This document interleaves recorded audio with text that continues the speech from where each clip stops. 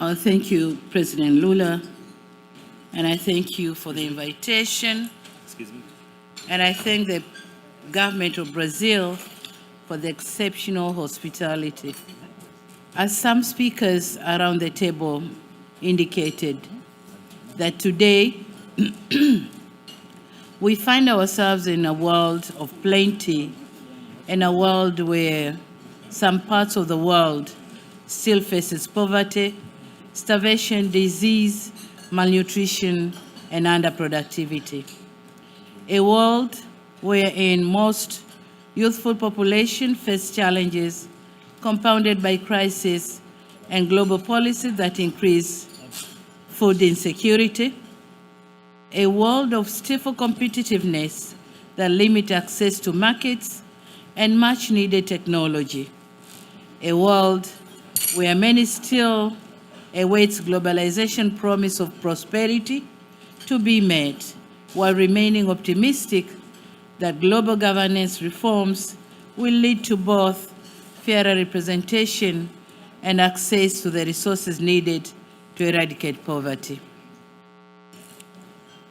This situation, if left as it is, the question we'll ask in 2030 won't be how far we fall short of reaching the SDGs, but rather how many more people had the world left behind.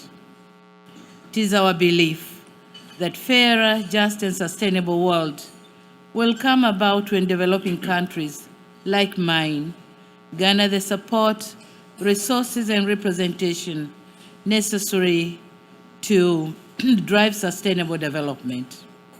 Despite this situation, however, and as constrained as we are, the United Republic of Tanzania has managed to undertake major policy and institutional reforms coupled with targeted investments to transform our agri-food systems. With almost 62% of our workforce in agriculture, our efforts raised the sector's growth rate to 4.2%, brought food self-sufficiency level to a high of 128%, and reduced poverty level to 26.4% in 2023. These achievements in agriculture sector are not without challenges. Challenges persist, and among them are limited mechanization and fertilization, and also insufficient research and development.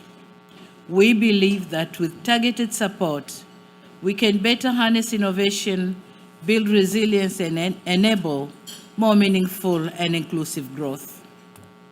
Now, my specific asks to this G20 are for the reallocation of special drawing rights to African financial institutions such as the African Development Bank, in addition to the needed for a fair quota, a stable and predictable financing system in the existing international financial architecture.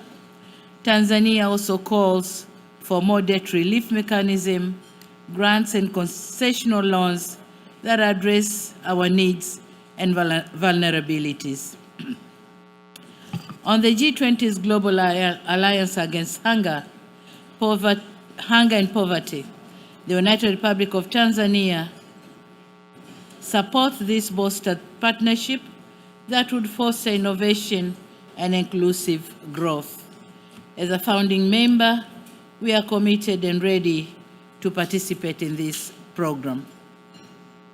Excellencies, our gathering here speaks to our collective commitment to not leave the world as it is.